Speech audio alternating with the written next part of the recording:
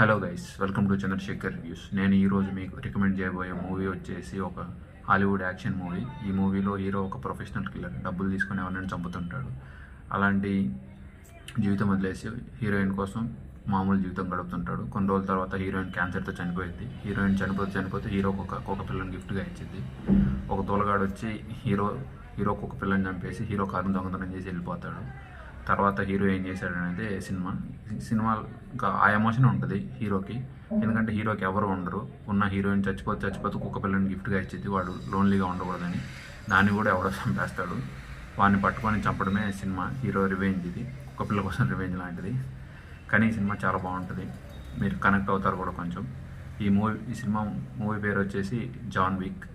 ఈ cinema 4 parts ఉంది. First part దానికి పే ఆఫ్ ఉంటుంది, సెకండ్ పార్ట్ కూడా పే ఆఫ్ ఉంటుంది, 3-4 పార్ట్స్ కనెక్షన్ ఉంటుంది. నా మూవీ రికమెండేషన్ మీకు నచ్చినట్టయితే మన ఛానల్ సబ్స్క్రైబ్ చేసి